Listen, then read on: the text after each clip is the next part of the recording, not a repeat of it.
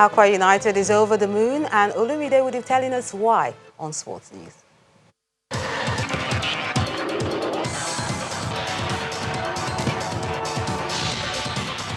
Melinda, that's because they won their match. Welcome to Sports News. Akwa United secured a priceless away victory after beating Jigawa Golden Stars 1-0 in the Nigeria Professional League. The Promise Keepers have started 2020 brightly after beating their hosts in a keenly contested encounter played in Kano.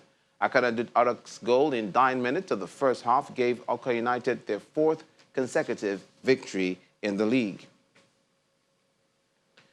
In the English FA Cup, Burnley beat Peterborough United 4-2 to advance to the next round. Sheffield Wednesday pulled off an upset, defeating Premier League side Brighton 1-0. In other matches, Fulham beat Aston Villa 2-1, while Southampton beat Huddersfield Town 2-0 at St Mary's Stadium.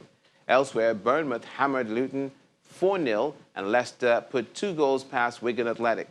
Defending champions Manchester City beat Port Vale 4-1, while Wolves and Manchester United played out a goalless FA Cup draw, meaning a replay will be needed to determine the winner.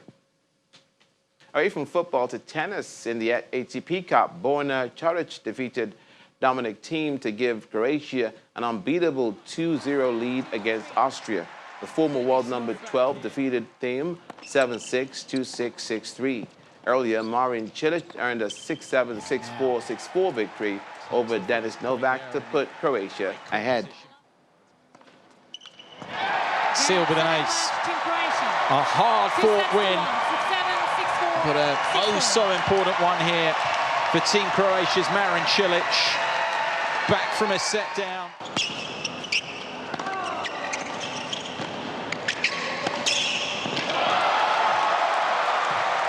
But it's Coric who's trying to put his team through tonight.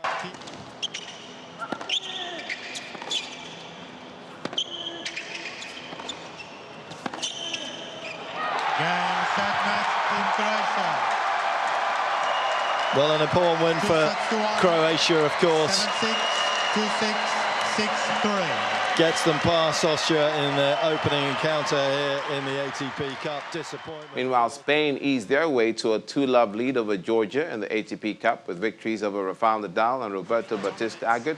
Nadal's compatriot Roberto got Spain off to the perfect start earlier in the day when he outclassed Alexandre Metrevili to win 6-love, 6-love. World number 1 Nadal then beat Nicolas Basilashvili 6-3, 7-5 in a keenly contested encounter to seal the win. He's got it! Oh, here we go!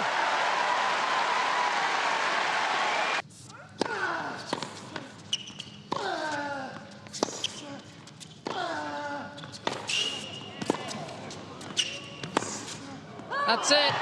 The world's best player delivers for Spain. 6-3, 7-5. And that's it on Sports News. Melinda, back to you.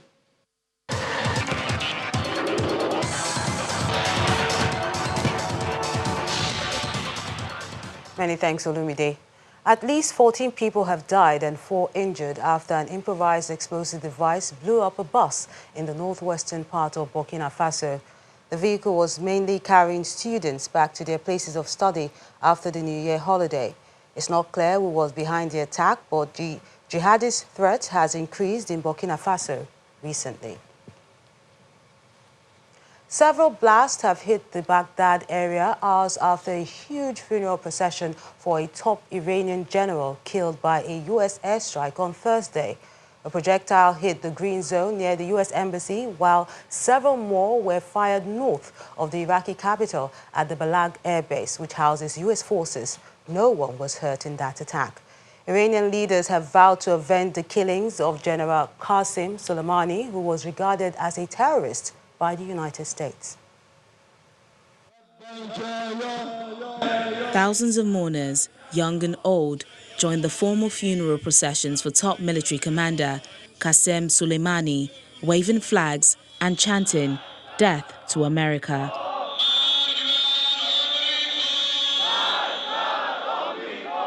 Some burned American and Israeli flags, holding posters of Soleimani, with many calling on Iranian officials to seek revenge for the slain military chief. Soleimani, the head of Iran's elite Islamic Revolutionary Guard Corps and mastermind of its regional influence, was killed near Baghdad's international airport in an airstrike ordered by U.S. President Donald Trump.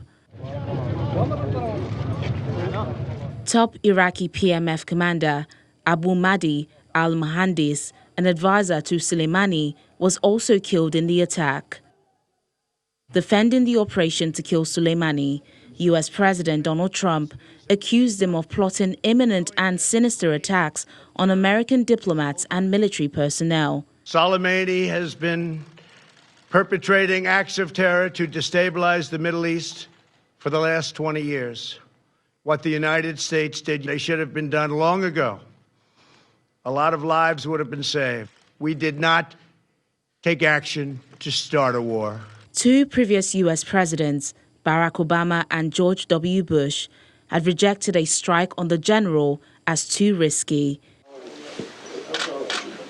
Visiting Soleimani's family members at their house in Tehran, Iran's President Hassan Rouhani says difficult times would be coming for America as a result of their action. The Americans made a mistake. They have made a strategic mistake. They will see that more difficult days are awaiting them. The bodies of Soleimani and 4 other Iranians killed in the attack will be flown to Iran, which has declared 3 days of mourning for the assassinated general. His funeral is to be held on Tuesday. And the main news again. At least 3 people, including the chairman of the Nigeria Atomic Energy Commission, were killed today following an explosion in a gas plant in Jukun local government area of Kaduna State. Residents and eyewitnesses have asked the state government to shut down illegal gas outlets within the state. That's the news at 10 tonight. On behalf of the team, good night.